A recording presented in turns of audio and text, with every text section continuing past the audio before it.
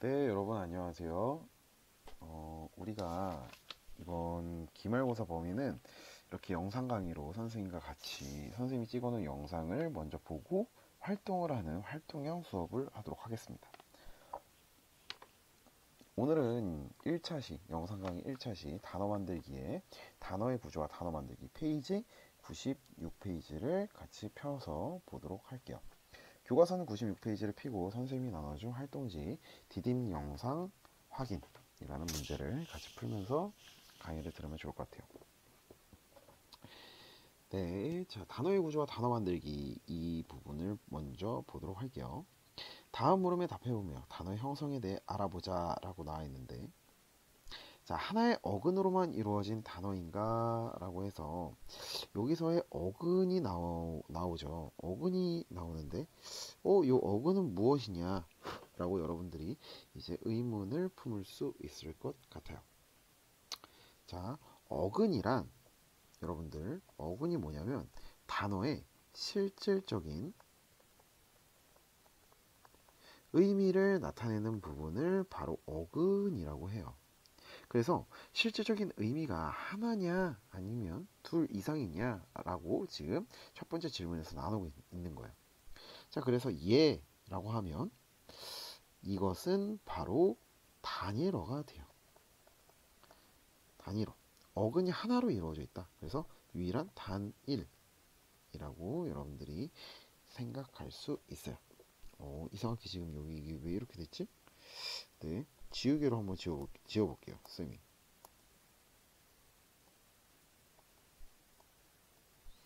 네, 자, 지우개가 이거 지우개가 아니네?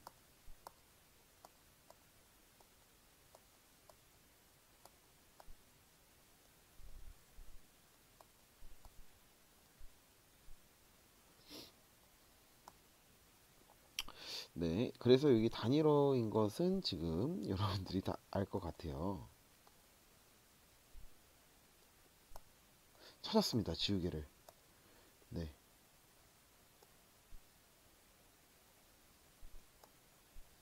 네, 지우개가, 네, 지금 이렇게, 네, 이루어져 있어요.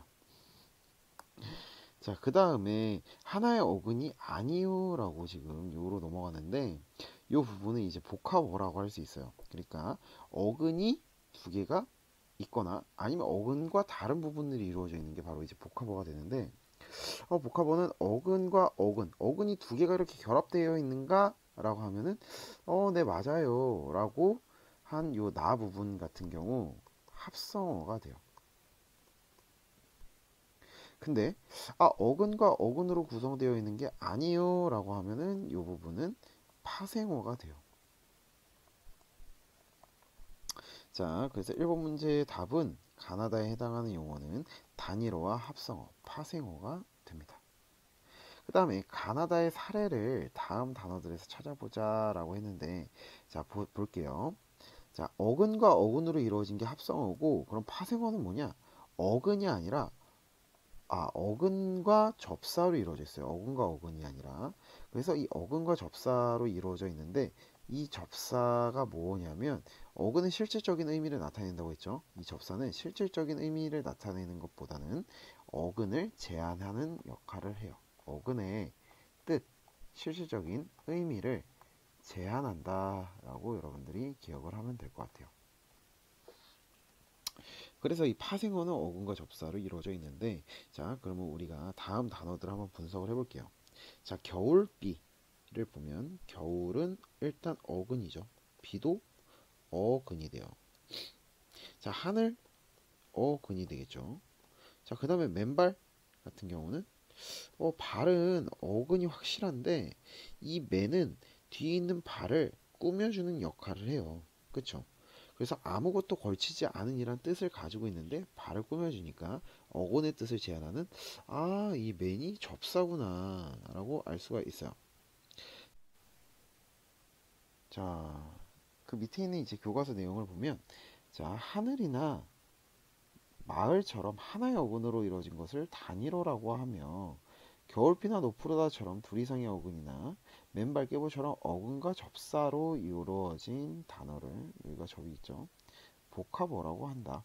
이때 단어를 이루는 형태소 중에 실질적인 의미를 나타내는 부분을 어근이라고 하고 어근에 붙어서 뜻을 제한하는 부분을 접사라고 한다. 자, 맨발이나 꾀보처럼 어근의 앞이나 뒤에 접사가 붙어있는 다생어는 파생어이고 겨울비, 노푸르다처럼 어근으로만 이루어진 단어는 합성어다 라고 해서 지금 단어를 단일어, 복합어, 복합어 중에 파생어, 합성어 이렇게 나눌 수가 있어요. 그래서 여러분들이 가장 중요한 거는 이렇게 지금 분석할 수 있는 능력이에요. 그리고 만약에 이게 합성어인지 파생어인지 헷갈린다. 그럼 어떻게 해야 될까요? 반드시 사전을 찾아보도록 해야 돼요. 사전에 이게 접사인지 아니면 명사인지 이런 게 다 나와요. 네, 자 그러면 다음 장으로 넘어가 보도록 할게요. 97페이지입니다. 네, 97페이지를 보면 장이와 쟁이의 쓰임에 대해 알아봅시다 라고 나와 있죠. 자, 선생님 그 대화를 볼게요. 파생어에 대해 잘 알려면 접사의 의미나 특성을 아는 것이 중요해요. 칠장이가 무슨 말일까요? 칠을 직업으로 삼는 사람 같아요 라고 해서 맞아요. 장이는 주로 명사 결합해서 기술을 가진 사람의 뜻을 나타낸대요. 장이와 유사한 쟁이도 있는데 쟁이는 그것이 나타낸 속성을 많이 가진 사람의 뜻을 가지고 있어요. 그렇죠? 두 접사의 차이 알겠어요? 그러면 장이와 쟁이가 쓰인 단어에는 어떤 것이 있을까요? 자, 고집쟁이, 유기장이 이렇게 이런 게 있어요. 또 혹은 겁이 많은 사람을 겁쟁이라고 하는 것도 있고, 그 다음에 장이 같은 경우는 미장이라고 해서 미용실에서 일하는 분을 미장이라고 하죠. 그래서 이렇게 지금 장이와 쟁이의 쓰임에 대해서 알아보았습니다. 자, 그러면은 그 밑에 있는 본문을 한번 다 같이 보도록 할게요. 자, 이 밑에 있는 본문을 다 같이 보도록 할게요. 자, 파생어는 어근의 앞이나 뒤에 접사가 결합해서 만들어진다. 따라서 접사를 잘 알면 그 접사가 쓰인 파생어의 의미를 짐작할 수 있을 뿐만 아니라 새로운 단어를 만들 수도 있대요. 국어사전에는 없는 참다래, 참사리 등은 접두사 참을 활용하여 최근에 만든 말이다. 흔히 사용되는 접사 중 어근 앞에 쓰이는 접사에는 위에서 예를 든 참 말고도 군, 맨, 헛, 뒤 등이 있대요.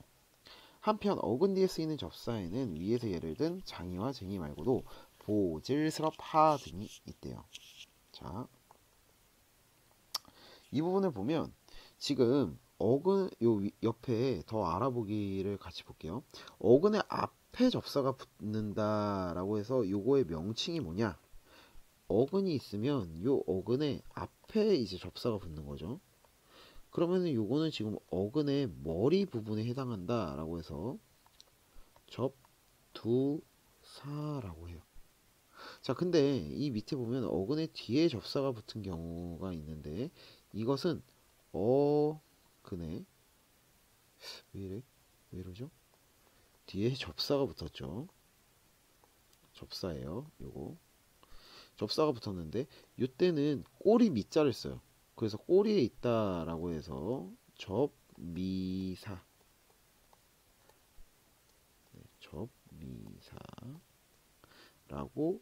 붙일 수가 있어요. 자, 합성어에는 품사에 따라 합성명사, 합성형용사, 합성동사, 합성부사 등이 있는데 합성명사에는 이런 게 있고 합성명사에는 이런 게 있고 합성동사에는 이런 게 있고 합성부사에는 이런 게 있다라고 해서 여러분들이 이 각각을 분석을 할 수 있어야 됩니다. 자, 그리고 여기 앞에 있는 이러한 어근이나 접사의 의미를 여러분들이 좀 알고 있어야 돼요. 자, 군 같은 경우는 무슨 뜻이죠? 그렇죠. 군말, 군소리, 군살.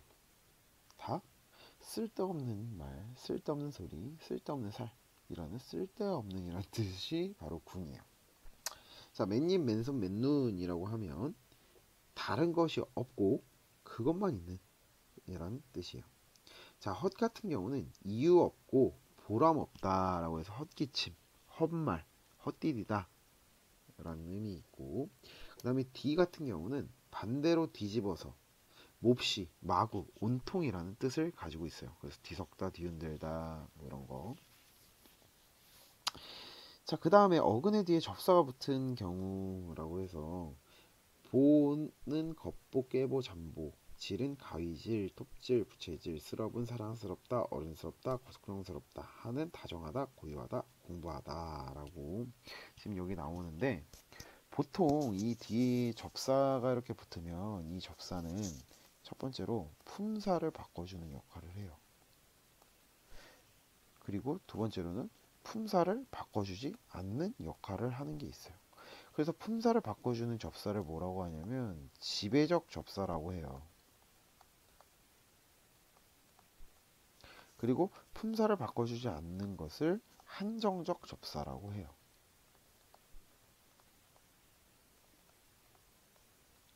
한정적 접사. 그래서 지금 여기에 보면 품사를 바꿔주는 게 뭐고 품사를 바꿔주지 않는 게 뭔지 한번 찾아볼까요?